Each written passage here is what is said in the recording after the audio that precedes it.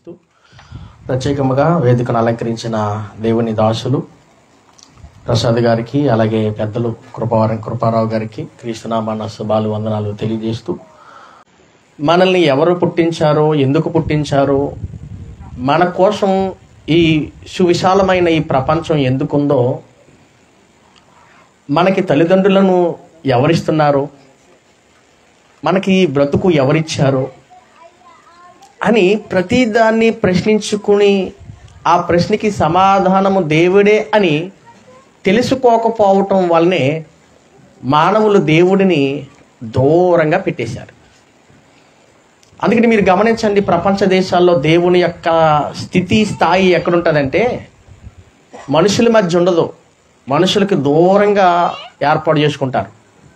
కానీ దేవుడైతే దూరంగా ఉండేవాడు కాదు, కానీ ఏ మనుషునైతే సృష్టించాడో మనల్ని మనకి దగ్గరగా ఉండాలని ఆయన కోరుకున్నాడు, ఆయన ఇష్టపడుతున్నాడు. అందుకని ఈ లోకానికి ఏం తెలియలేదనంటే దేవుని ప్రేమ తెలియలేదు. ఆయన ఏం చేస్తున్నాడో, ఏం చేస్తాడో అన్న విషయం కూడా అర్థం కాలేదు. కానీ స్పష్టంగా దేవుని ఉనికిని, దేవుని ఉద్దేశాన్ని, దేవుడు మనుషుల పట్ల చేస్తున్న కార్యాలని తెలియచెప్పిన గ్రంథం బైబిల్. అందుకని ప్రపంచ దేశాలలో ఆరిన నేల మీద ఎన్నైతే భాషలు ఉన్నాయో ఆ ప్రతి భాషలోనికి బైబిల్ ముద్రించబడి బైబిల్ ప్రకటించబడుతుంది. మరి ముఖ్యంగా మరొక విషయం మీకు తెలియచేయాలి.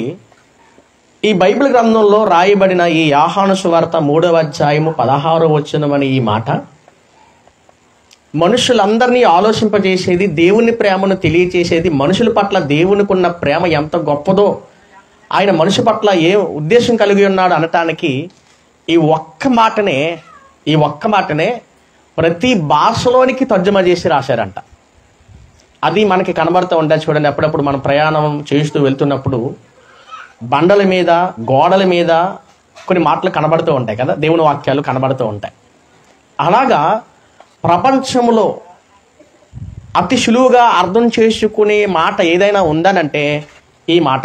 అంతేకాదు, దేవుడు మనిషి పట్ల కలిగి ఉన్న ప్రేమ ఎంత గొప్పదో తెలియచేయడానికే ఈ మాటని ఎక్కువ రాయబడింది, తెలియచేయబడిందంట. ఒకసారి మరలా ఈ ఉద్దేశంతో ఆ మాటను చదువుదాం. చూడండి, యోహాను సువార్త 3వ అధ్యాయము 16వ వచనం. దేవుడంట లోకాన్ని ఎంతో ప్రేమించాడంట. ఎంత ప్రేమించవయ్యా అనే ఆలోచనతో కొంత సమయం మనం బైబిల్ గ్రంథంలో నుంచి కొన్ని మాటలు ఆలోచన చేద్దాం. ప్రేమ అంటే ఏంటండి? ప్రేమలు ఎన్ని రకాలు ఉన్నాయి? చాలా రకాలు ఉన్నాయి, అవునా? ప్రియుడికి ప్రేయసికి మధ్య ఉన్న ప్రేమ వేరు, పిల్లలకి తల్లిదండ్రులకి మధ్య ఉన్న ప్రేమ వేరు, ఇంకా గురువుకి శిష్యులకు ఉన్న వారి మధ్య ఉన్న ప్రేమ వేరు, నాయకులకి అధికారులకి మధ్య ఉన్న ప్రేమ వేరు, నాయకులకి కార్యకర్తలకి మధ్య ఉన్న ప్రేమ వేరు కదా. చాలా రకాలుగా మనం చూస్తూ ఉంటాం ఈ ప్రేమలో. కానీ ఎప్పుడైతే ప్రేమ అనే పదం వినబడుతుందో ఆ ప్రేమను తీసుకెళ్ళి యవనస్తులకి అంటగట్టేసింది. ఎలా ప్రేమించావంట అని అనగానే అవును అంటాడు. మరి ప్రేమించావంట అని అనగానే యవనస్తులకే ఆ పదం ఉపయోగిస్తే మరి మీ పిల్లలు, మీ కడుపును పుట్టిన పిల్లలు ఉన్నారే, వారిని మీరు ప్రేమిస్తారు, అది ప్రేమ కాదంటారా? ఆలోచన చేయండి. మీరు ఎంత ప్రేమిస్తున్నారో మీ పిల్లలకి తెలియచేస్తున్నప్పుడు అది ప్రేమ కాదంటామా? అర్థం కాలేదు కాబట్టి ప్రేమ అనే పదాన్ని ఎవరికి ఆపాదించాలో తెలియలేదు సమాజానికి. అందుకనే ఈ ఐ లవ్ యూ అనే పదాన్ని యవనస్తులు చెప్పుకుంటున్నారు, అంతే కదండి. కానీ ఆశ్చర్యమైన చెప్పనా, ఈ ఐ లవ్ యూ అంటే నేను నిన్ను ప్రేమిస్తున్నాననే పదం మొట్టమొదటిగా చెప్పింది మనిషికి దేవుడు. అదే పదం ఇదిగో రాయబడింది. చూడండి, మరలా చదువుదాం. దేవుడు లోకమును ఎంతో ప్రేమించడు అన్నాడు. దీన్ని ఇంగ్లీష్లో తర్జుమా చేస్తే ఏమవుద్దండి? ఆయన అన్నాడు, నిన్ను నేను ప్రేమిస్తున్నాను అన్నాడు. ఆయన ఏంటంట? నేను లోకంలో ఉన్న ప్రతి ఒక్కరిని ప్రేమిస్తున్నాను. నిన్ను నన్ను అందరినీ ఈక్వాలిటీగా ప్రేమించేది ఎవరంటే దేవుడు. ఒక విషయం మీకు చెప్తాను, ప్రేమిస్తే ఏం చేస్తామండి? ఖచ్చితంగా వారికి ఇష్టమైంది చేస్తాం, అంతే కదా? నిజమే. పిల్లల పట్ల తల్లిదండ్రులకి ప్రేమను వ్యక్తపరచడానికి వాళ్ళు అడక్క ముందే వారికి కావాల్సింది ఏదో తెలుసుకుని ఏం చేస్తారండి, అలా సెంటర్కి వెళ్ళినప్పుడు, షాపింగ్కి వెళ్ళినప్పుడు వాళ్ళ ఇష్టాలు చూసిన మనం ఏం చేస్తాం, వారికి కావాల్సింది తీసుకొచ్చి సర్ప్రైజ్ చేస్తాం కదా. వారు ఆశ్చర్యపోతారు, నేనంటే ఎంత ఇష్టం అమ్మా, నాకు నిజంగా నేను ఊహించలేదు నువ్వు కొంటావని కదా, ఆశ్చర్యపోరా. అలాగే ప్రేయసి ప్రియుడు కూడా చూడండి, ప్రేమించావు అనటానికి గుర్తేంటి, ఓ ఫ్లవర్ ఇవ్వటమో, ఇంకా చెప్పండి, ఇంకా గిఫ్ట్లు ఇవ్వటమో, ఇంకా గాఢమైన ప్రేమ ఉంది అని తెలుసుకోవడానికి, గాఢమైన ప్రేమ, నేను ఎంత ప్రేమిస్తున్నాను అనటానికి కొంతమంది ఏం చేస్తారంటే లెటర్ రాస్తారు. ఏ లెటరు?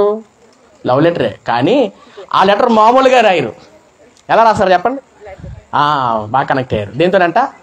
బ్లడ్తో. అప్పుడు అంటది ఆమె, ఏంటి నీ బ్లడ్తో రాసావా? అవును. నీ బ్లడ్తోనంటే అవును అనడానికి ఇదిగో చూడు ఆనవాళ్ళు అంటారు.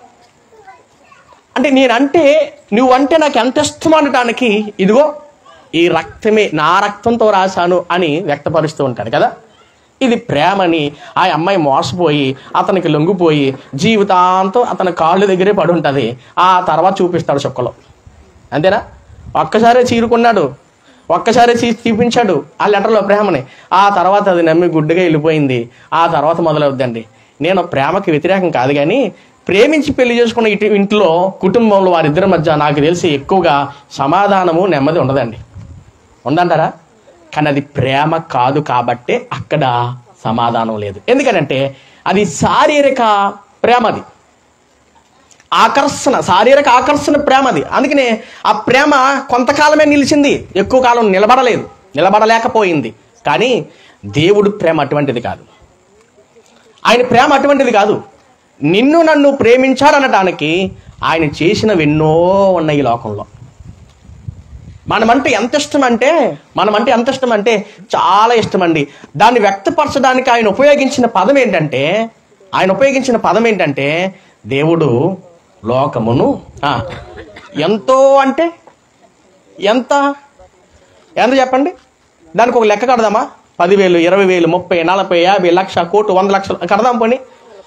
పోనీ ఎంత ఉందాం, పోనీ ఎంత పోనీ ఎంత. అప్పుడప్పుడు అంటూ ఉంటారు, నిజం చెప్పమ్మా, పిల్లలతో మాట్లాడుతూ, చిన్నపిల్లలతో, నేనంటే నీకు ఇష్టమేనా అంటారు. నాకు 2 అమ్మాయిలండి, 2 అమ్మాయిలు. ఇప్పుడు కూడా నేను అంటూ ఉంటాను, చిన్న పాపని పెద్ద పాపని, నేనంటే ఇష్టమా, మీ మమ్మీ అంటే ఇష్టమా అంటారు. వాళ్ళు అంటారు, నాటకాలు ఆడేస్తారు. నేను ఉన్నప్పుడేమో నేను ఇష్టం, వాళ్ళ అమ్మ ఉన్నప్పుడు ఒక్కొక్కసారి మా పాపలు ఏమంటారంటే 2 ఇష్టమే అంటారు. అప్పుడు నేను అంటాను, ఎంత ఇష్టమా అని అంటే, నాకు చాలా ఇష్టం డాడీ. నేనంటే నీకు ఎందుకు ఇష్టమమ్మా అని అంటే, నువ్వు నాకు ఐస్ క్రీమ్ కొంటావు, చూడండి, నువ్వు నాకు పప్పలు కొంటావు, నాకు చాక్లెట్ కొంటావు, నాకు అన్నీ కొంటావు, అందుకే నువ్వు అంటే నాకు ఇష్టం అంటుంది.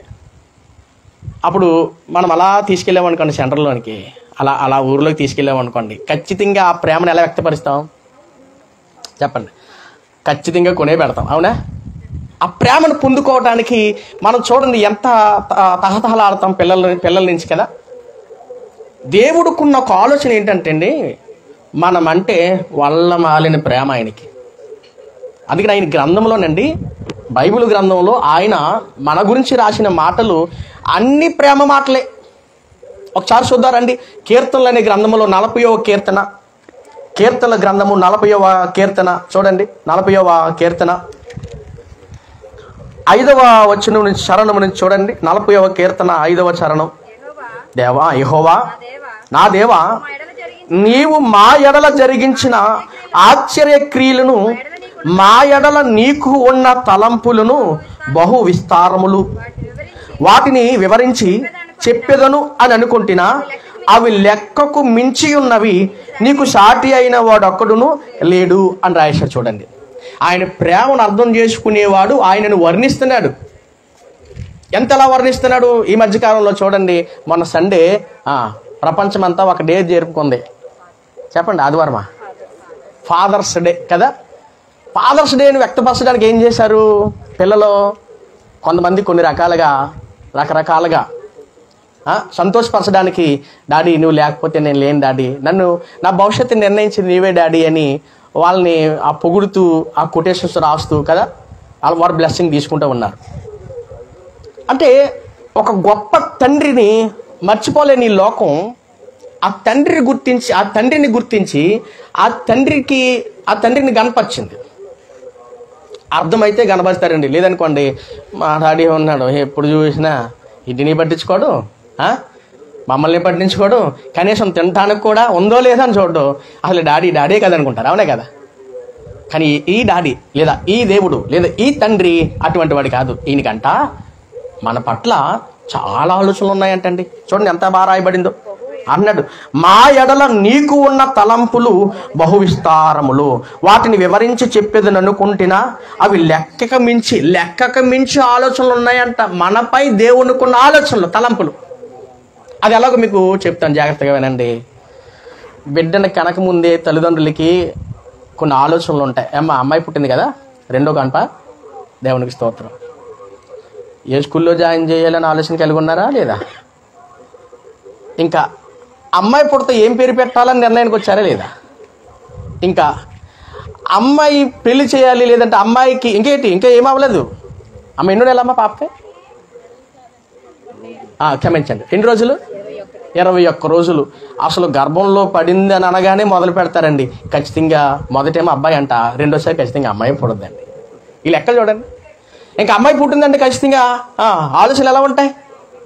అబ్బాయి పుట్టితే ఆలోచనలు వేరుగా ఉంటాయి, అమ్మాయి పుడితే ఆలోచనలు వేరుగా ఉంటాయి. ఏ స్కూల్లో చదివించాలి, ఎంతవరకు చదివించాలి, ఏం చదివించాలి, ఇది ఇంకా పుట్టలేకుండానే ఆలోచనలు. ఇంకా పుడితే అప్పుడప్పుడు చూడండి, ఇంక గర్భంలో బిడ్డ ఉన్నాడని అనగానే అలా షాపింగ్ వెళ్ళినప్పుడు తల్లిదండ్రులు ఆలోచనలు మారిపోయి, అమ్మమ్మ తాతయ్యలు ఆలోచనలు మారిపోయి వాళ్ళ పిల్లలకి ఏం కొనాలా, ఏం తేవాలా, ఈ డ్రెస్ అయితే మా అమ్మాయికి బాగుంటుంది, మా మనవరాలకు బాగుంటుంది కదా, ఈ ఆటలాడుకుని వస్తువు తిడ్డి వేరా సంథింగ్ ఇవి మా పిల్లలకి బాగుంటుంది అని ఆలోచన చూడండి ఎలా ఉంటాయో.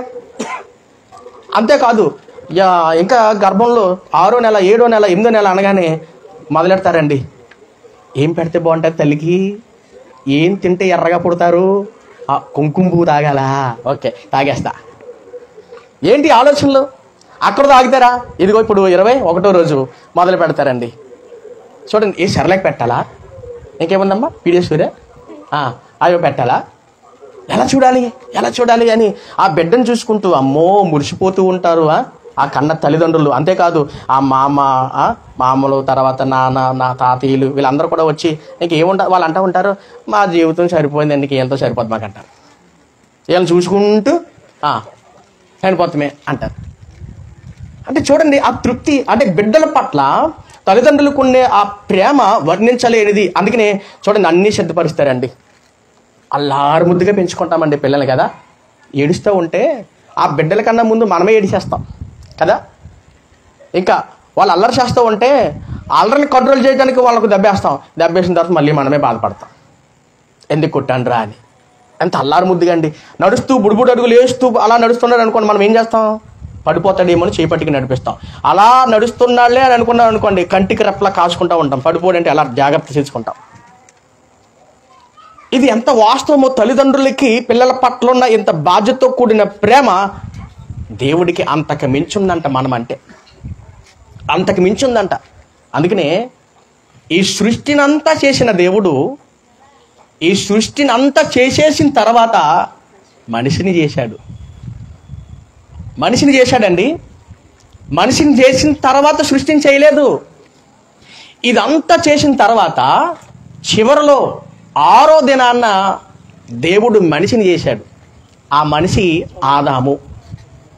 అందుకని మీరు గమనించండి, ఈ మధ్యకాలంలో కూడా సైన్స్ బాగా ఎక్కువ డెవలప్ అయిన తర్వాత వారు ఒక నిజాన్ని నిర్భయంగా చెప్పారు. ఏంటనంటే, భూమి మీద ఉన్న ఈ సమస్త ప్రజలు, అనగా చైనా వాళ్ళు కానివ్వండి, జపానీస్ కానివ్వండి, ఇండియా వారు కానివ్వండి, ఆఫ్రికా వాడు కానివ్వండి, అమెరికా వాడు కానివ్వండి, యూరప్ వాడు కానివ్వండి, ఎవడైనా, నల్లోడైనా, తెల్లోడైనా, పొట్టువాడైనా, సమస్య అయినా, ఎవరైనా సరే మనిషిగా పుట్టారే. ప్రజెంట్ 850 కోట్ల మంది ఉన్నాం భూమి మీద, మనం బ్రతుకుతున్న వాళ్ళం. ఎంతమంది అండి?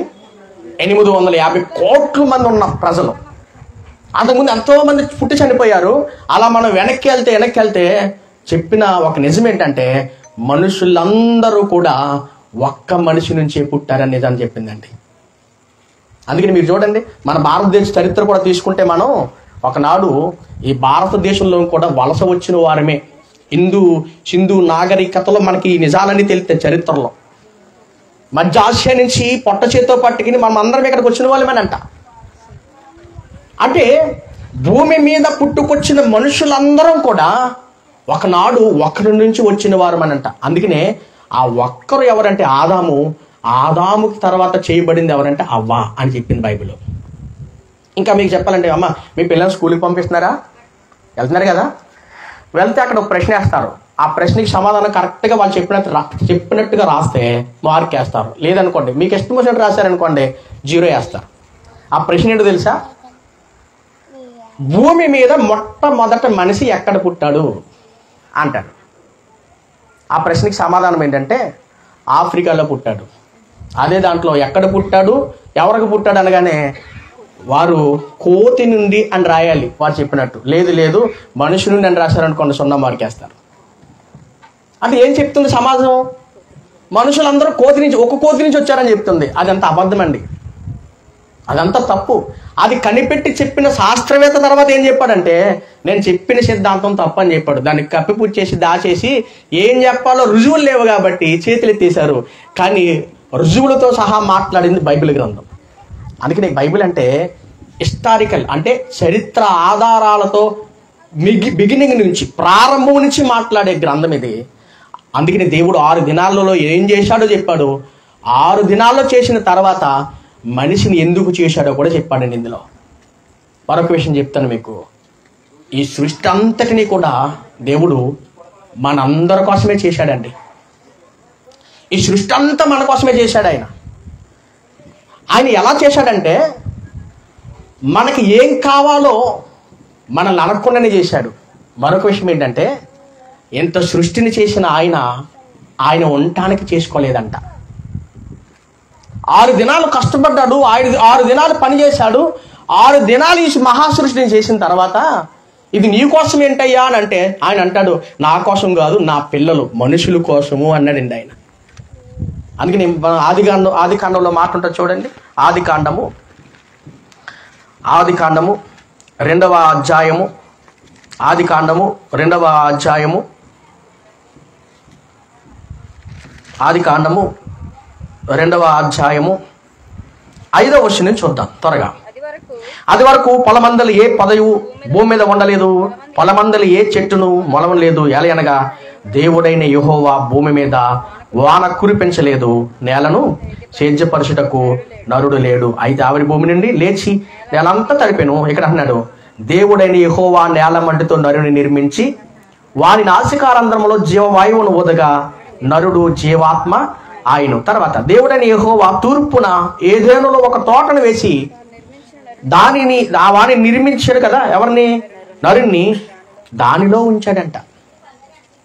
ఉంచి ఒక బాధ్యత అప్పగిస్తున్నాడు. ఏదేనో తోటను సేద్యపరచు, ఇదంతా నీకోసమే చేశాను, దీంట్లో ఉన్న తిను అన్నాడండి. అలాగే 1 అధ్యాయం 26 అంటాడు వారిని ఆశీర్వదించి ఫలింపజేసి అభివృద్ధి చెందండి, మీరు విస్తరించండి, నిండించండి అని చెబుతూ ఇదిగో ఆకాశ పక్షులు కానీ, భూమి మీద ఉన్న జంతువులు కానీ, సముద్రంలో ఉన్న చేపలు కానీ ఇవన్నీ కూడా మీకు ఆహారం అవుతాయి. మొక్కలు, ఆకుకూరలు, అలములు, ఈ కూరగాయలు ఇవన్నీ మీకు ఆహారం. ఇవి తింటూ మీరు బ్రతకాలని నియమం దేవుడు పెట్టాడండి. అందుకని ఈ సృష్టిలో దేవుని ప్రేమ పుష్కలంగా కనబడుతుంది మనకి. అప్పుడప్పుడు నేను ఇందాక చెప్పినట్టుగా గిఫ్ట్లు ఇస్తారంటారు కదా. ప్రేమించినప్పుడు ప్రేమించానని చెప్పడానికి ఏమి ఇస్తారంట? గిఫ్ట్లు ఇస్తారు కదా. మనిషిని ప్రేమించాను అనడానికి దేవుడు ఇచ్చినది ఏంటో తెలుసా? మనకే బ్రతికినంత కాలము ఈ సృష్టిని మన చేతిలో పెట్టాడండి. బ్రతికినంత కాలం ఈ సృష్టిని మన చేతిలో పెట్టాడు. అందుకని చూడండి, మన ఆకలి తీరుస్తుంది కదా, మనకి సంతోషాన్ని ఇస్తుంది. అప్పుడప్పుడు చూడండి, అరే మూడేం బాగాలేదు, కొంచెం డిస్టర్బ్లో ఉన్నానని ఎక్కడికో వెళ్ళిపోవాలనుకుని ఏం చేస్తాడు? ఆ గోవా కానీ, కొడైకెనాల్ కానీ, హిమాలయాలని కదా, ఇంకా డబ్బు ఉంది అనుకోండి యూరోప్కి వెళ్తాడు, అండమాన్ వెళ్తాడు, ఇంకా ఈ మధ్యకాలం ఏదో ఉంది ఆ సైడ్కి శ్రీలంక ఆ సైడ్ కూడా వెళ్తాడు. అంటే ఎలా ఉంటుందనంటే మనిషి ప్రశాంతత కోసం అంట, మైండ్ని కొంచెం కంట్రోల్లో పెట్టుకోవటంట, వాతావరణంలో మంచి ప్లేస్లోకి వెళ్తే మనిషి అంతా హాయిగా ఉంటుందంట. అవునా కదా చెప్పండి? అందుకని అప్పుడప్పుడు అంటారు ఇంట్లో ఎక్కడికి కథలు లేకుండా ఉంటారు కదా హౌస్ వైఫ్. అప్పుడు భర్తని అంటూ ఉంటారు, ఏమని? భర్తని అంటూ ఉంటారు ఎక్కడికైనా తీసుకెళ్ళండి, మైండ్ అంతా డిస్టర్బ్గా ఉందండి, ఎక్కడికైనా తీసుకెళ్తానండి. ఎక్కడికైనా తీసుకెళ్ళండి అర్థం ఏంటి? అలా అలా తిరిగి వస్తూ ఉంటే అవన్నీ చూస్తూ ఉంటే కాస్త మనసు రిలీఫ్ అవుద్దండి అని. మనసు అంతా రిలీఫ్ అవుద్ది అంటే అర్థం ఏంటంటే ఈ సృష్టిని చూస్తూ మనసు అంతా కూడా నిమ్మలపరచుకోవచ్చు. అందుకని మీరు చూడండి, మీరు గమనించగలిగితే మరి టూరిజం కూడా డెవలప్ అయింది. ఈ టూరిజంలో కూడా చూడండి, డబ్బున్న వాళ్ళు లేదంటే మనశ్శాంతి కోసం అలా వెళ్ళి ఆ లోకాన్ని అంతా చూసి వచ్చేస్తారండి. దేవుడు కన్నులకు విందుగా చూడడానికి అన్నీ చేశాడు. అంతేకాదు మనం బ్రతకటానికి, కడుపు నిండా ఆకలి తీరడానికి అన్నీ చేశాడండి ఆయన. ఒక ప్రశ్న చెప్తాను, ఒక అద్భుతమైన విషయం చెప్తాను మీకు. దేవుణ్ణి మనం ఇలా అడగలేమండి. ఏమని తెలుసా? ప్రభా ఇది నాకేదో ఒక తక్కువ చేసావు ప్రభా అని అడగలేం మనం. ఎందుకు తెలుసా? ఏది తక్కువ చేయలేదండి ఆయన. అందుకని 40వ కీర్తన 5వ చరణంలో అన్న మాట మరలా గుర్తు చేసుకున్నారండి. 40వ కీర్తన 5వ చరణంలో, యెహోవా నా దేవా, నీవు మా ఎడల జరిగించిన ఆశ్చర్యక్రియలు అని చూడండి. ఏంటంట? ఆశ్చర్యమైన క్రియలు. మన ఎడల ఆశ్చర్యమైన క్రియలు అంటండి. అసలు మన ఎడల ఆశ్చర్యం ఏంటి? ఒకసారి ఈ పదాన్ని, ఆశ్చర్యమైన పదాన్ని మనసులో పెట్టుకుంటే, ఇదే భక్తుడు ఇదే గ్రంథంలో ఏమన్నాడు? 139వ కీర్తన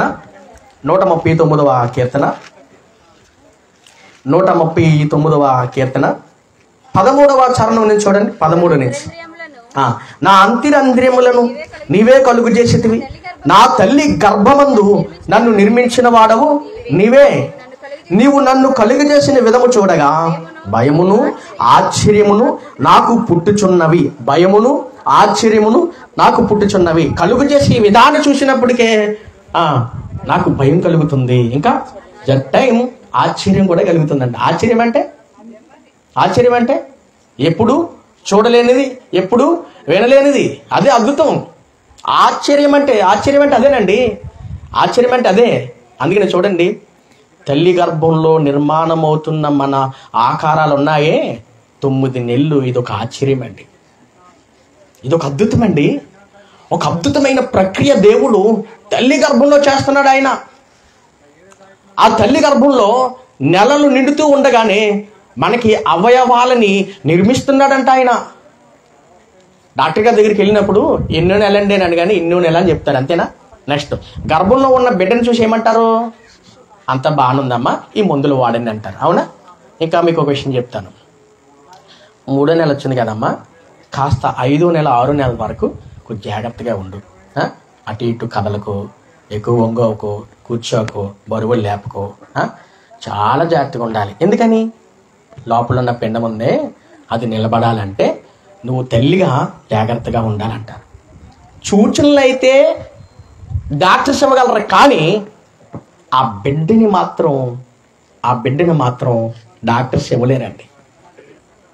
అందుకనే తల్లిని తండ్రిని ప్రేమించి దేవుడు వారిరువురికి ఇస్తున్న ఒక బహుమానమే గర్భఫలం అయితే, ఆ బిడ్డ పెరుగుతూ ఉన్న తల్లి గర్భంలో ఆ నిర్మాణం ఆశ్చర్యమన్నాడు భక్తుడు.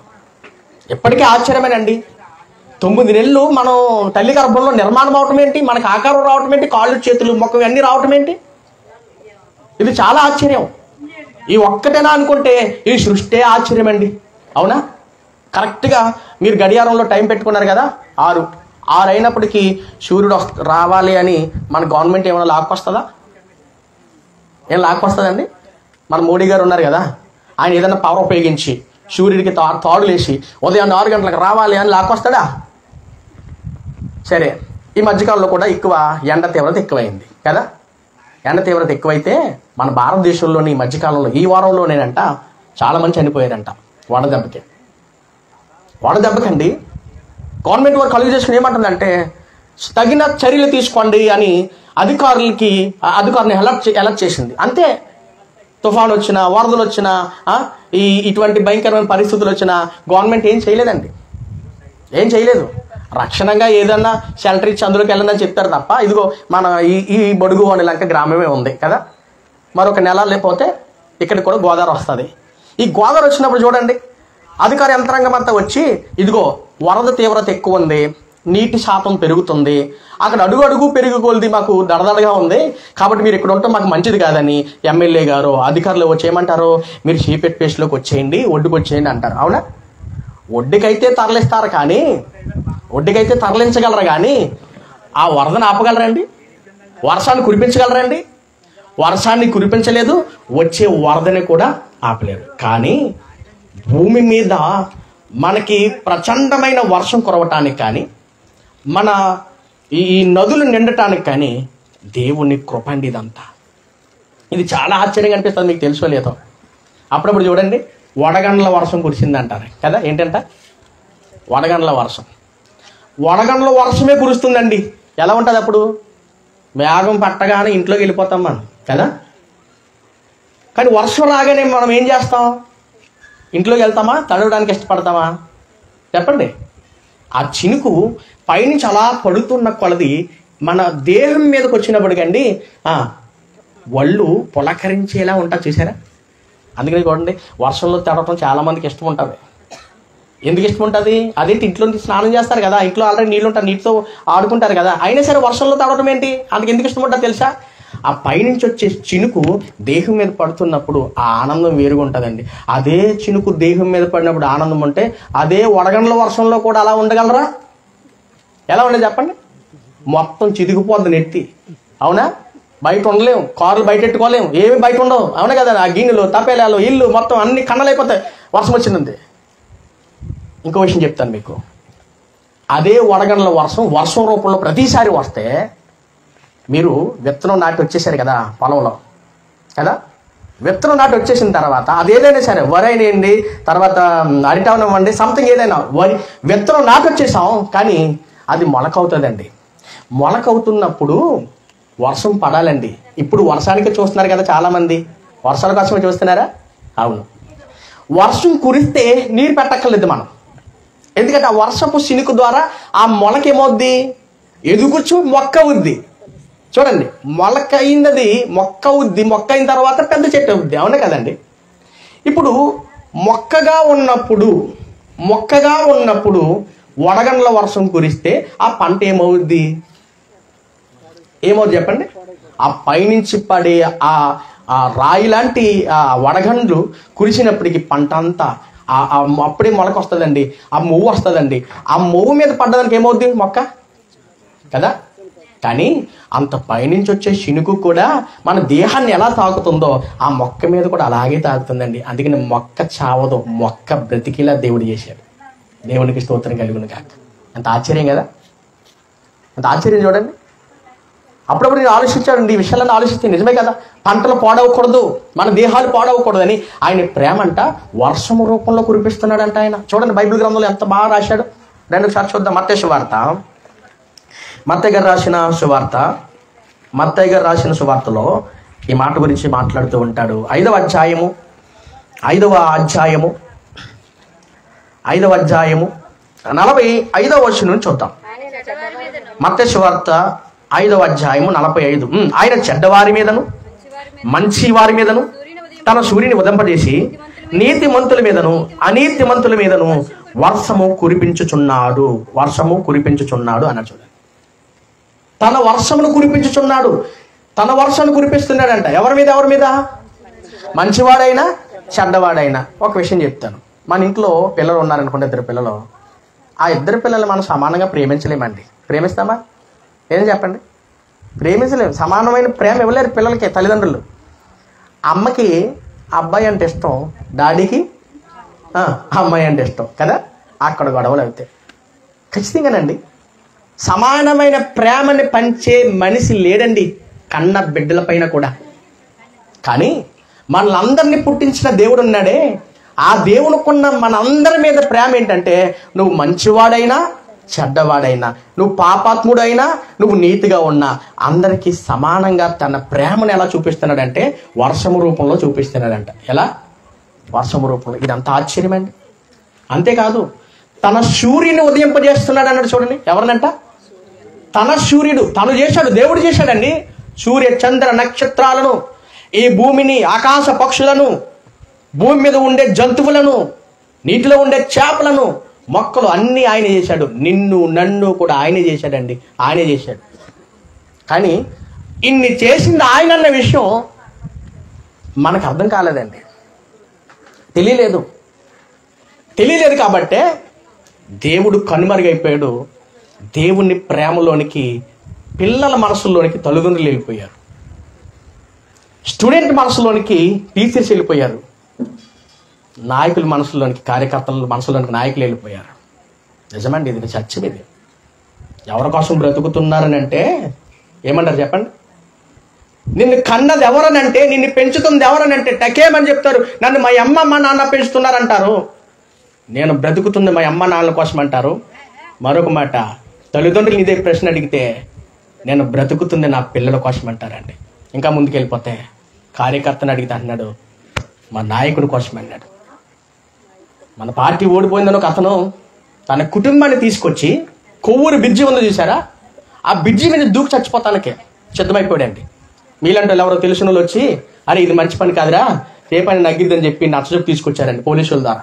అది చూడగా నాకు చాలా ఇదైపోయాను. నేను అయితే పార్టీ నగ్గలేదని పార్టీ కోసం కుటుంబాన్ని అంతటిని గోదటి దూకి చచ్చిపోయేలా చేస్తాడా? ఎంత సిగ్గుసేటండి. ఏమర్థమైంది సమాజానికి? ఏం నేర్చుకుంది చెప్పండి? ఇదే దేవుని ప్రేమ తెలియకపోవటం వల్ల ఈరోజు లోక ప్రేమలకి అలవాటు అయిపోయింది.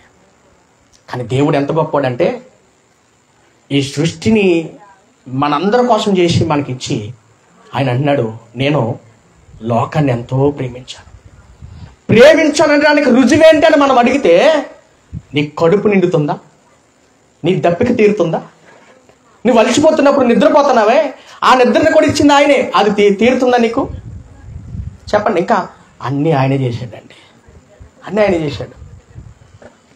సుఖాన్ని కోరుకునే మనిషి ఏసీలకి, ఫ్రిడ్జ్లకి, వీటన్నిటికీ అలవాటు పడ్డామండి కదా. వాటి మెటీరియల్ కూడా దేవుడే ఇచ్చాడు. కాలాల్లో మార్పులు చూడండి. శీతాకాలం, ఎండాకాలం, వర్షాకాలం అంతా ఒకే కాలం ఉంటే ఎలా ఉంటుందండి మనకి? ఇదిగో 52 డిగ్రీలు అంటండి. ప్రతిరోజు సంవత్సరం అంతా ఇలాగే ఉందనుకోండి, ఎలా ఉంటాం మనం? ఎలా బ్రతకగలమండి మనం? ఆలోచన చేయండి. కానీ కాలాలలో మార్పులు తీసుకొస్తున్నాడు నిన్ను నన్ను సంతోషపరచడానికండి. కాలాల్లో మార్పులు తీసుకొస్తున్నాడు.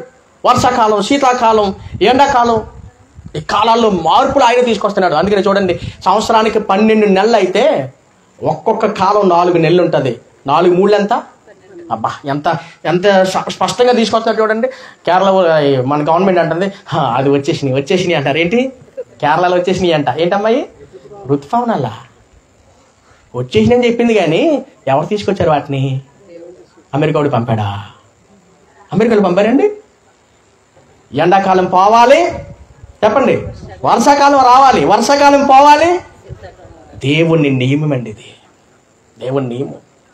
అపోస్తుల కార్యాల్లో రాయబడిన మాట చూడండి ఒకసారి. అపోస్తుల కార్యములు 14వ అధ్యాయము, అపోస్తుల కార్యములు అనే పుస్తకంలో బైబిల్ గ్రంథంలో 14వ అధ్యాయము 16వ వచనం నుంచి చూద్దాం.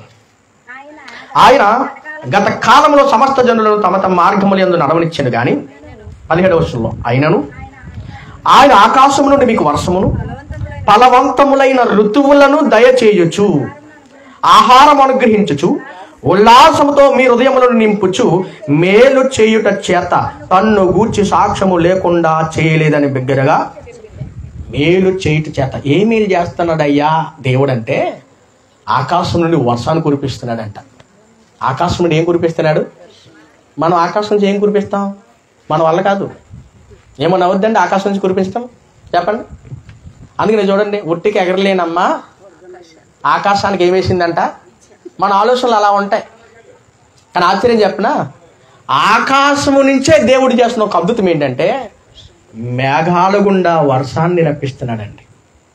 అంతేకాదు ఫలవంతములైన ఋతువులను దయచేస్తున్నాడంట. ఫలవంతములైన ఋతువులు అంటే ఏంటి? ఫలవంతములైన ఋతువులు అంటే ఇప్పుడు ఋతుపవనాలు వస్తున్నాయి.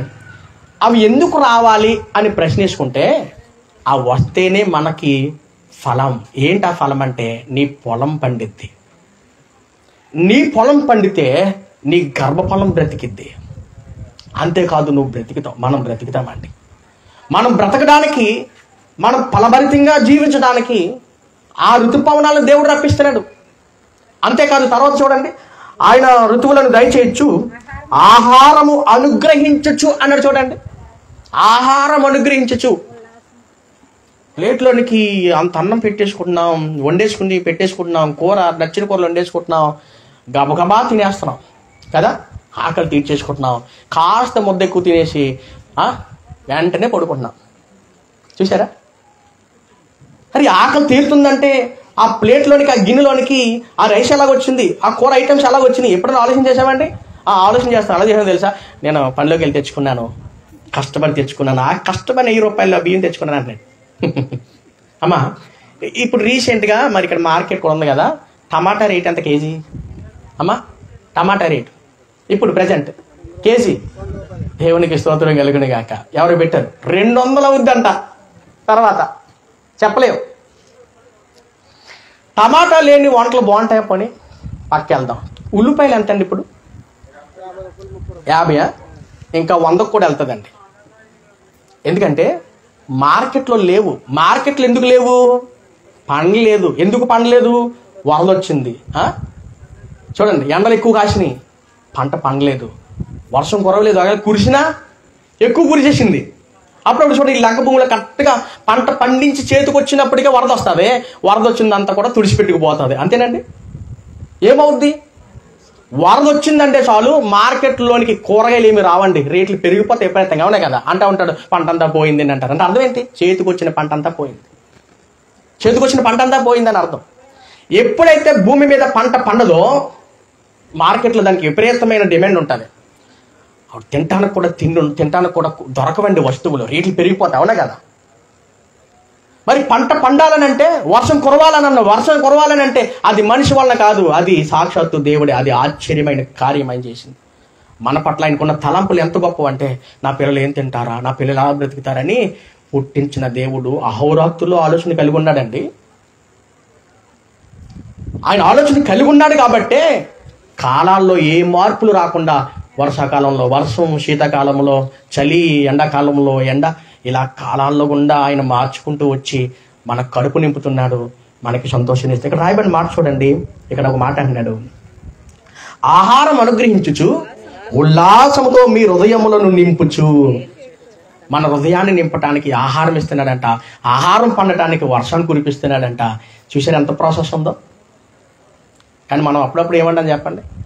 ఒక్క 2 రోజులు 3 రోజులు వర్షం మానకుండా కురుస్తుందండి, రొంపట్టుకున్నట్టు, జలుబట్టుకున్నట్టు. ఎలా ఉంటుంది అప్పుడు? ఏమంటారు చెప్పండి? వెంటనే ఎవరిని తిడతారండి? ఎవరిని తిడతారు? వర్షాన్ని. ఈ పాడు వర్షం, ఈ ఎదవ వర్షం అంటారు. ఆ వర్షం లేదనే కదా పూజలు చేశారు, ఆ వర్షం లేదనే కదా కప్పలు కూడా పెళ్లిళ్ళు చేశాం కదా. ఈ వర్షం వస్తుంటే మళ్ళీ ఇదే బాధ అంటారండి, అసలు అడుక్కు తీసి బయటికి ఎట్టలేదండి అంటారు. మనం కురిపిస్తున్నామా? సరే, వచ్చి వాళ్ళు ఏమైనా ఆపగలరా? ఆపలేరండి, ఆపలేరు, రప్పించలేరండి. కానీ ఇది అద్భుతం కదా. మేఘాల గుండా రావటం ఏంటి? అది చినుకులుగా మారి మన పంటలు తడపటము, మన ఒంటిని తడపటము, మనకి సంతోషాన్ని ఇవ్వటము. అంతేకాదు, మనకు పంటలు పండేలా చేసి ఆహారాన్ని ఇచ్చి మనం బ్రతికిస్తుందంటే ఇదంతా ఎవరు చేస్తారు చెప్పండి? ప్రేమతో చేస్తున్నాడు దేవుడు. ప్రేమించాడు కాబట్టే మాట విన్నా మాట వినకపోయినా సమానంగా ప్రేమిస్తున్నాడు దేవుడు. అందుకనే ఆయన ప్రేమలో కల్తీ లేదు, ఆయన ప్రేమలో మోసం లేదు. అందుకని ఈరోజు పాపం చేసిన వాడు బ్రతికేస్తున్నాడు, నీతిమంతుడు బ్రతికేస్తున్నాడు. కేవలం ఆయన కృప, ఆయన ప్రేమను బట్టి. ఆయన ప్రేమను బట్టండి. అప్పుడప్పుడు చూడండి, పిల్లల విషయంలో చూడండి, ఎంత వ్యతిరేకం తిరిగినా పిల్లలు మాట వినకపోయినా, వయసు వచ్చి మాట వినకపోతున్నా తిండి పెట్టడం మానేస్తారా చెప్పండి? అప్పుడప్పుడు కోపడుతూ ఉంటాం, పిల్లలు కోపడుతూ ఉంటే ఆ తింటం మానేస్తూ ఉంటాడు. తింటం మానేసిన తర్వాత మన కోపం ఉంటుంది తల్లిదండ్రులకి.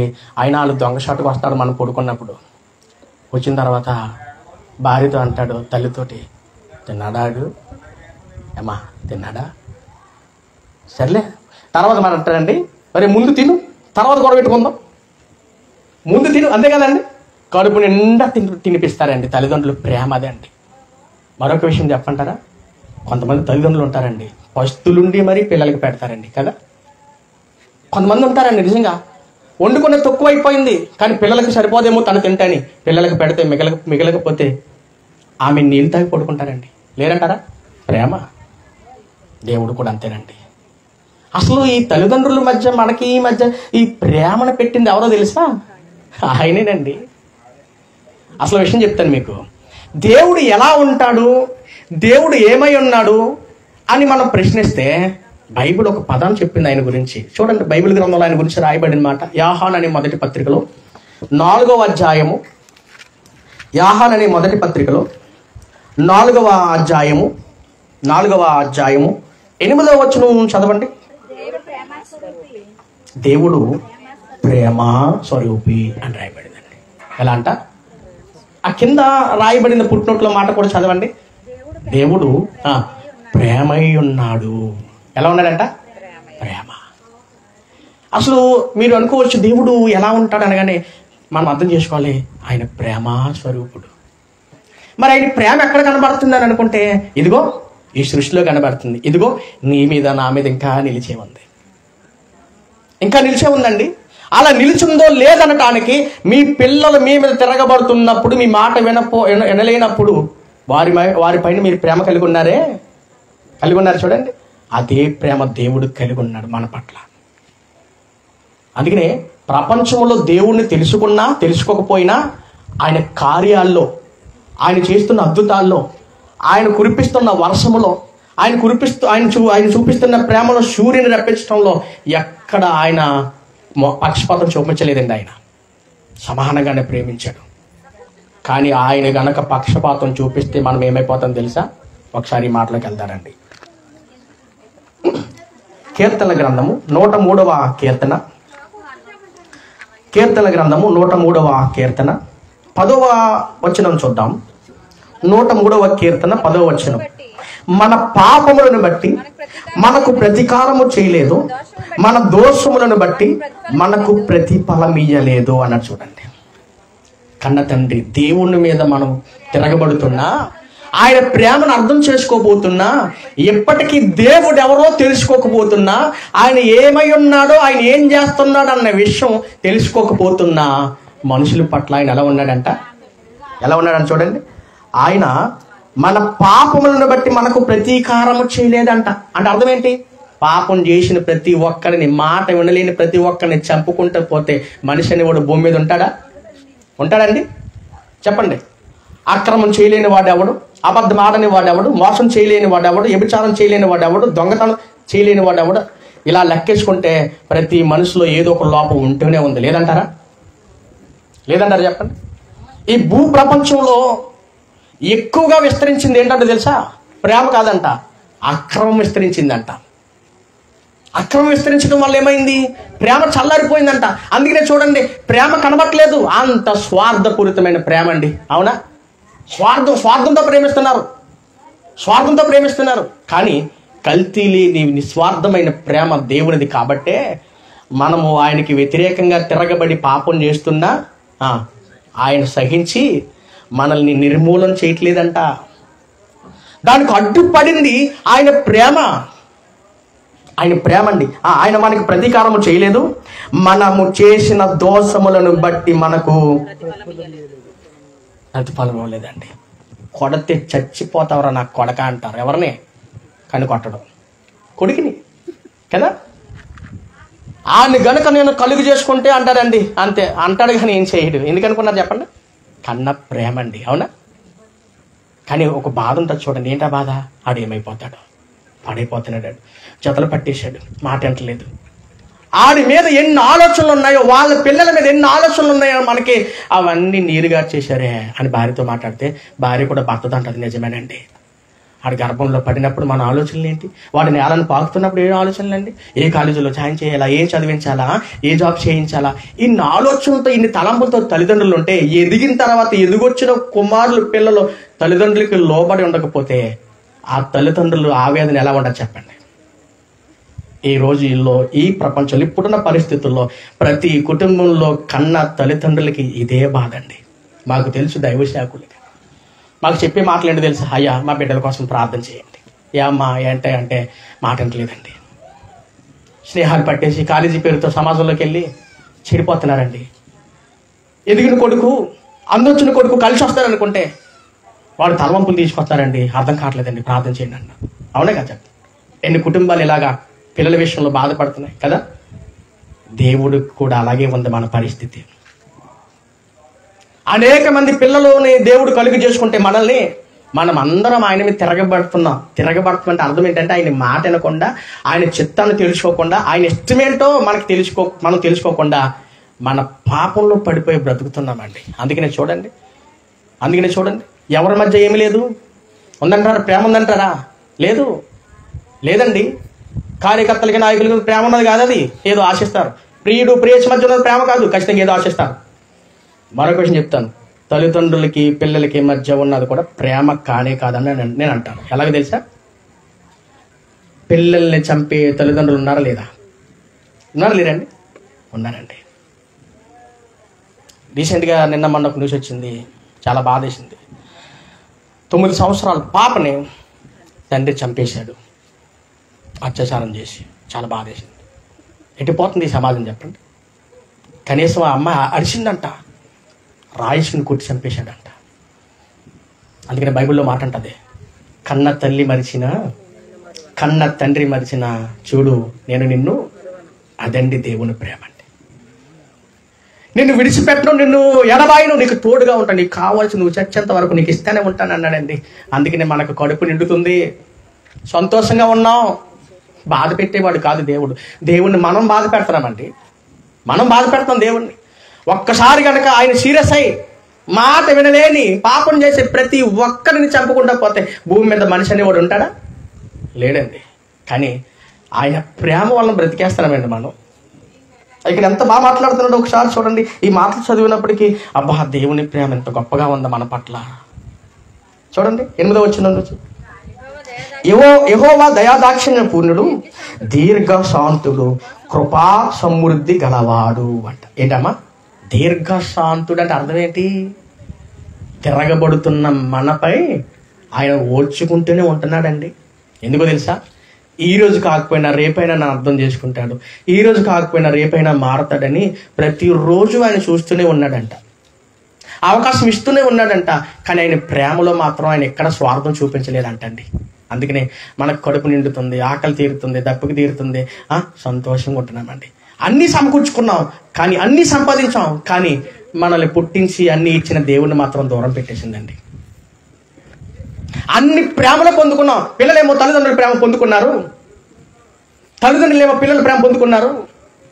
అన్ని ప్రేమలు పొందుకున్నాం, కానీ మనుషులు దేవుని ప్రేమను పొందుకోలేదు. అందుకని ఆయన అంటాడు, నన్ను రుచి చూసి తెలుసుకోండి అన్నాడు ఆయన. ఏంటంట రుచి చూసి అంటే అర్థం ఏంటి?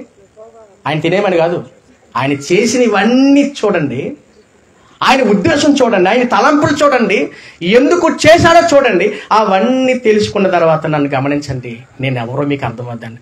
అర్థమైన భక్తులు రాస్తున్న మాటలు ఇవి, అర్థమైన వాళ్ళు రాస్తున్న మాటలండి. దేవుడు అంట దయాదాక్షిణ్య పూర్ణుడు. ఏంటంట? దయా దాక్షిణ్య పూర్ణుడు అంటే అర్థం ఏంటండి? దయగలిగిన వాడండి ఆయన. ఆయన క్షమించాడు కాబట్టే మనం ఇంకా భూమి మీద బ్రతుకున్నాం. అదే మాట్లాడుతున్నాడు. కిందకి వచ్చేద్దాం. 9, ఆయన ఎల్లప్పుడూ వ్యాజ్యమాడేవాడు కాడు, ఆయన నిత్యము కోపించేవాడు కాడు. ఒకవేళ కోపం కనుక ప్రతిరోజు ఉంటే మనకులాగా ఏమైపోతుంది చెప్పండి? ఇంట్లో ఉన్న ప్లేట్లో, గిన్నెలో, రిమోట్లో ఇచ్చిపోతాయి కదా. అప్పుడప్పుడు చూడడం కోపంలో పిల్లల మీద కూడా చర్చేస్తూ ఉంటారు. కానీ దేవుడు అలా తీసుకోడండి. ఆయన ప్రతిదినం కోపపడేవాడు కాదు. తర్వాత మాట, మన పాపములను బట్టి మనకు ప్రతీకారం చేయలేదు, మన దోషములను బట్టి మనకు ప్రతీకారం ఇయ్యలేదు. భూమి కంటే ఆకాశము ఎంత ఉన్నతముగా ఉన్నదో ఆయన యందు భయభక్తులు గలవారి ఎడల ఆయన కృప అంత అధికంగా ఉందంటే, ఆయన కృప అంత అధికంగా ఉందంట. అందుకనే దేవుడు లోకమును అధికముగా అంటే అర్థం ఏంటండి? చాలా. ఆయన కృప ద్వారానే మనం బ్రతుకుతున్నాం, లేకపోతే మనం బ్రతకలేమండి. ఎంతసేపు అండి మనల్ని చంపడానికి దేవునికి? ఎవరినైనా చంపితే హత్యలు జరిగితే కదా కేసు ఫైల్ అవుద్ది. ఎక్కడ? పోలీస్ స్టేషన్లో. దేవుడు చంపాడంటే ఎవరి మీద పెడతాం కేసు? ఎక్కడ చెప్పుకుంటాం? దిక్కు ఉండదు కదండి. కానీ పరిస్థితులు మీరు గమనించాలి లేదు? అప్పుడప్పుడు చూడండి, మనకు తెలియకుండానే కొన్ని యాక్సిడెంట్ జరుగుతూ ఉంటాయి, కొన్ని ప్రమాదాలు, అనారోగ్య సమస్యలు వచ్చింది, చనిపోతూ ఉంటాం కదా. అప్పుడు ఎవరిని అడుగుతాం మనం? ఏం చెప్పుకున్న సమాధానం? కానీ దేవుని కృప మన మీద ఉంది కాబట్టే ఒక మాట అంటాడు 13వ వచనంలో అంటున్నాడు చూడండి. 13వ వచనం, తండ్రి తన కుమారుల ఎడల జాలిపడినట్లు దేవుడు తన యందు భయభక్తులు గలవారి ఎడల జాలిపడును. మనము నిర్మింపబడిన రీతి ఆయనకు తెలిసి ఉన్నది, మనము మంటివారమని ఆయన జ్ఞాపకము చేసుకొనుచున్నాడు. ఏదైనా చేస్తే తట్టుకోలేమని మంటి నుంచి తీయబడిన మనల్ని మంటివారిగానే చూస్తున్నాడు. కానీ అర్థమైందండి, మరోలా చూశాడా మన గతేమైపోద్ది ఆలోచించేయండి. కానీ మారాలని చూస్తున్న దేవుని ప్రేమ ఇంకా మనల్ని బలవంతం చేస్తున్నప్పుడు మనకు అర్థం కావాలి మనపై ఎంత ప్రేమ ఉందో ఈ సృష్టిలో కనబరుస్తున్నాడు, ఆకలి తీస్తున్నాడు. అంతేకాదు మన పాపాలకి పరిహారం కూడా ఆయన చూపాడండి. చాలామంది పుణ్యకార్యములు చేసుకుంటే చెడిపోయిన తర్వాత స్వర్గానికి వెళ్ళిపోదాం అనుకుంటారు కదా, కానీ అది జరగని పని. ఎందుకంటే ఎన్ని పుణ్యకార్యాలు చేసినా అడ్డొచ్చేది పాపం, పోనిది పాపం. పుణ్యకార్యాలు చేయటం వలన పాపం పోద్ది అనుకోవటం పొరపాటు. ఎందుకో చెప్తాను. నేను అబద్ధం ఆడానండి, అబద్ధం పోవాలంటే లేనోడికి ఒక 100 రూపాయలు ఇచ్చాను పోద్దా? అది నాలోనే ఉంది. అది మరలా అబద్ధం ఆడిన రుజువేంటి, మోసం చేయని రుజువేంటి? కానీ లోకం నమ్మబలిగించింది. కానీ ఒకటి గుర్తుపెట్టుకోండి, మన క్రియల వలన నీతిమంతులం కాం. మనం చేసే కొన్ని కార్యాలను బట్టి నీతిమంతులు అవ్వం. ఇంకా చెప్తున్నాను, మనం చేసిన పనులను బట్టి, మంచి పనులను బట్టి స్వర్గానికి లేదా పరలోకానికి వెళ్ళం. కానీ ఇది కూడా ఆయన ప్రేమతోనే చేశాడండి, ఇది కూడా ఆయన కృప చూపాడండి. ఎంత మంచి మాటలు బైబిల్లో ఉన్నాయో రండి చూద్దాం. ఈ మాట చూపించిన ముగిస్తున్నాను. తీతుకు రాసిన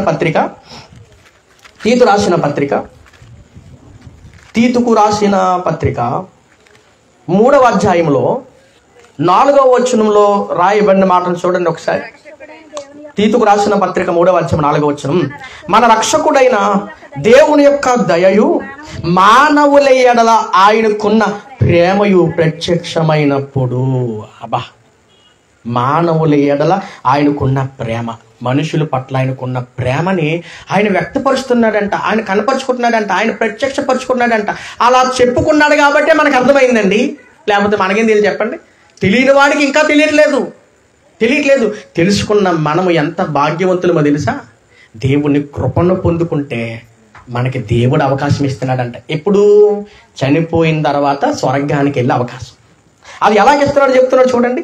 మనము నీతిని అనుసరించి చేసిన క్రియల మూలముగా కాదు. మనము నీతిని అనుసరించి అంటే అర్థం ఏంటి? ఏదో ఒక పుణ్యకార్యం చేయటం వల్ల కాదు మనకు పరలోకం వచ్చేది. ఆయన కనికరము చొప్పుననే,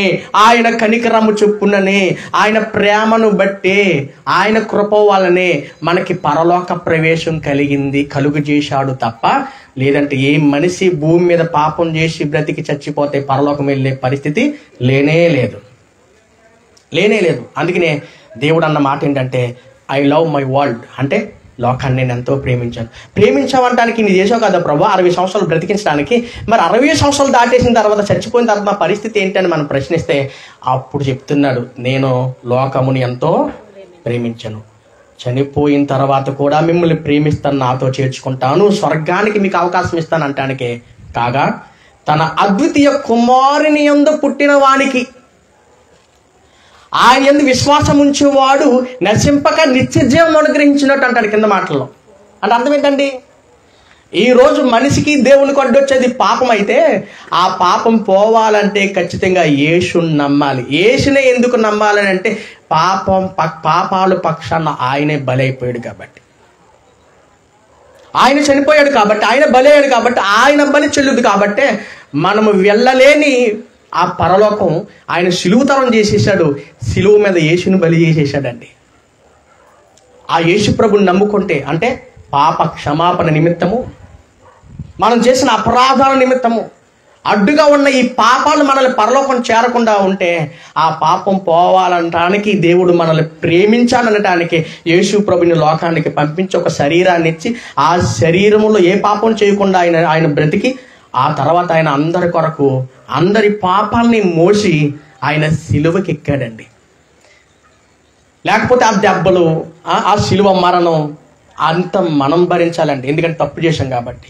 కానీ ఏ పాపం చేయలేని ఆయన ఎందుకయ్యా సిలువ మీద చనిపోయాడనంటే, మన కోసం, మన పాపాల కోసం.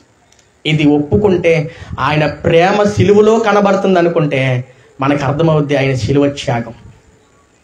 ఇది తెలీదు లోకానికి. ఇది ఏదో కళ్ళబుల్లి మాటలు అంటారు, విదేశాలది మతం అంటూ ఉంటారు. కాదండి, మంచిది ఎక్కడున్నా తీసుకుంటామా లేదా చెప్పండి? అవునా? ఇదిగో చల్లగా తగులుతుంది ఫ్యాన్ ఎవరు కనిపెట్టారు? చీకట్లో కూడా లైట్లు వేసుకుని ఎవరు కనిపెట్టారు? మన ఇండియాలో కనిపెట్టిని. ఇంకో విషయం చెప్తాను, గల్ఫ్ దేశాలంతా కూడా మన రైసే ఉంటుంది తెలుసా మీకు? మన బియ్యమే. ఏది రేషన్ బియ్యం కాదు, అక్కడ పియ్యల బియ్యం ఇస్తారు. అక్కడ మనం వండుకున్న చూడండి, అప్పుడప్పుడు రెస్టారెంట్లోకి వెళ్ళి బిర్యానీ రైస్ ఉంటుంది చూసండి. బిర్యానీ రైస్ మామూలుగా అదైనా బాస్మతి రైస్ ఇస్తారండి రేషన్లోని గల్ఫ్ దేశాల్లో. ఇక్కడ మంచంతా తీసుకెళ్ళి అక్కడ ఇస్తే అక్కడ మంచంతా ఇక్కడ తీసుకుంటే మరి మంచన్నది లోకమంతా పంచుతున్నప్పుడు మనం దీన్ని స్వీకరించడానికి వ్యతిరేకించడానికి ఆలోచించేయండి. ఎలా ఆలోచిస్తున్నాము? లేదండి. చూసారా, ఆసియా ఖండంలో, మన ఖండంలో, ఇజ్రాయిలీ దేశంలో లోకాన్ని సృష్టించిన దేవుడు అడిగెట్టాడండి. 33.5 సంవత్సరాలు బ్రతికి మానవుల రక్షణకై, మానవులను పరలోకం చేర్చడానికై ఆయన ఏ పాపం చేయకుండానే సిలువకెక్కి చనిపోయాడు. ఆయన చనిపోయింది మనకు అర్థం కావాలి. ఆయన యందు విశ్వాసం ఉంచేవాడు నశింపక అంటే అర్థం ఏంటండి? చూసారా, పాపానికి ప్రాయశ్చిత్తం దేవుడే చూపాడు. బ్రతకడానికి అవసరతలు తీర్చడానికి ఆయన చూపాడు. అన్ని దారులు ఆయన చూపాడు. బిడ్డలు ఇచ్చాడు, పిల్లల్ని ఇచ్చాడు, భార్యని ఇచ్చాడు, భర్తనిచ్చాడు, చక్కని జీవితాన్ని ఇచ్చాడు, చక్కని ఉద్యోగాన్ని ఇచ్చాడు, అన్ని ఇస్తున్నాడండి. రోగం వస్తే బాగు చేస్తున్నాడు, ఆయుష్ని ఇచ్చాడు, ఆకలి తీరుస్తున్నాడు, దప్పుకి తీరుస్తున్నాడు, సంతోషాన్ని ఇస్తున్నాడు, అన్ని ఆయన ఇస్తున్నాడు. అన్ని ఆయన ఇచ్చాడండి. పరలోకానికి కూడా సిలువైన మార్గం కూడా సిలువ మీద చూపించింది ఎవరు? నమ్మితే, ఆయన యందు విశ్వాసం ఉంచితే పరలోకం మీదే. నమ్మే మనసుంటే మీరు ఉదయంలో ఆయనకు చోటిస్తే మీరు కూడా, మనమందరం కూడా పరలోకం చేరుకుంటాం. ఆ ప్రేమను మనం అందరం పొందుకోవాలని ఈ గ్రంథంలో ఆయన రాశాడండి. ఎంత అమూల్యమైనవి కదా. నేను చెప్పింది చాలా తక్కువ. ఇంకా అనేకమైన విషయాలు నేర్చుకోవాలంటే, తెలుసుకోవాలంటే స్థానిక సేవకులు దొల్ల గ్రామంలో ప్రతి ఆదివారం వారు ఆరాధన చేస్తూ ఉంటారు. అలాగే కాదు, బైబిల్ క్లాసులు కూడా ఎక్కడ చిలకలపాడు ఉంటాయా? చిలకలపాడులో ప్రతి మంగళవారం బైబిల్ క్లాస్ ఉంటుంది. సో ప్రతి బుధవారం కూడా దొలలోనే బైబిల్ క్లాస్ ఉంటుంది. మీరు వాళ్ళని ఫాలోఅప్ చేస్తే, సంఘంతో కలుసుకుంటే ఖచ్చితంగా అనేకమైన విషయాలు తెలుసుకోవచ్చు. దేవుని ప్రేమను ఇంకా తెలుసుకోవచ్చు. ఆ ప్రేమను చూడాలంటే ఒకసారి వాళ్ళతో జర్నీ చేయండి. ఆ ప్రేమ వాళ్ళ పుష్కలంగా కనబడుతుంది. కాబట్టి నేను చెప్పేది ఒకటే, ఈ కుటుంబాన్ని దేవుడు విడవలేదు కాబట్టి మొదటి సంతానంగా మగబిడ్డనిచ్చాడు, రెండో సంతానంగా ఆడబిడ్డనిచ్చాడు. వాళ్ళ కోరికలను సఫలం చేశాడు, వారిని మంచి ఉన్నతంగా నిలబెట్టాడు. ఈ స్థితిని ఇస్తాడు, పరలోకపు స్థితిని కూడా ఇస్తున్నాడు. ఆ స్థితిని ఎరిగిన ఈ సుబ్రహ్మణ్యం గారు ప్రతి ఆదో నేను ఆశ్చర్యపోయాను. ఏ రోజు ఏ వారం కూడా ఈయన సత్యం ఆడినాను. ఎక్కడి నుంచి పక్కన ఉంటేనే వెళ్ళం మనం, అది చిత్రం. దగ్గరలో ఉంటేనే వెళ్ళాం, కానీ ఇక్కడి నుంచి ఎంత ఆసక్తిగా ఆ వయసులో వెళ్తున్నారంటే నాకు చాలా ఒక సేవకునిగా ఆశ్చర్యపోయానండి. ఆయన బట్టి ప్రభువుని స్తుతిస్తున్నాను, వారి కుటుంబాన్ని బట్టి ప్రభుని ఎంతగానో గణపరుస్తూ, శ్రద్ధగా ఉన్న మీ అందరిని బట్టి ప్రభుని స్తుతిస్తూ ఈ మాటలు మీ హృదయంలో ఫలింపాలని కోరుకుంటూ ఈ నా మాటలు ముగిస్తున్నాను. చిన్న ప్రార్థన చేసుకుందాం. దయగలిగిన తండ్రి, అత్యంత కృప కనికరమ కలిగిన మా దేవ, మీ ఘనమైన నామానికి మరొకసారి స్తోత్రాలు ప్రభా. శ్రేష్టమైన విలువైన మాటలు నాయన ఇదిగో ఈ కూడికలో వినిపించారు. నీ పిల్లలు ఆసక్తిగా విన్నారు తండ్రి. ఎందరి హృదయాల్లో నాటబడినవో వారిని ఫలింప చేయండి ప్రభా. వారిని మీ చేతికి అప్పగిస్తున్నాం, మరింతగా బలపరచండి. నీ ప్రేమ ఎంత గొప్పదో, మా పైన మీరు ఎన్ని తలంపులు కలిగి ఉన్నారు అనటానికి ఈ రాత్రి మాతో మాట్లాడారు ప్రభా. నాయన ఇక్కడ ఉన్నవారు ఆసక్తిగా విన్నవారిని జ్ఞాపకం చేసుకుని వారి హృదయాలు తెరిచి వారికి మీ రక్షణ భాగ్యాన్ని అనుగ్రహించి నీ కృప, నీ కనికరము, నీ బాహుల్యము, నీ ప్రేమ ఎంత గొప్పదో తెలియపరిచి నీ సంఘంతో జతకట్టి వారిని మరింతగా బలపరిచి నడిపించమని ప్రార్థన చేస్తూ ఈ కూడికి కారకులైన నీ కుమారులు నాన్న సుబ్రహ్మణ్యం గారు వారి కుటుంబాన్ని బట్టి, వారి కుటుంబంలో చేసిన ఘనమైన కార్యాన్ని బట్టి మీకు స్తోత్రాలు చెల్లిస్తూ వారి కుటుంబాన్ని మీ చేతికి అప్పగిస్తూ యేసుక్రీస్తు వారి ఉన్నతమైన నామములో ప్రార్థన అడిగి వేడుకుంటున్నాము తండ్రి. ఆమేన్. అందరికీ వందనాలు.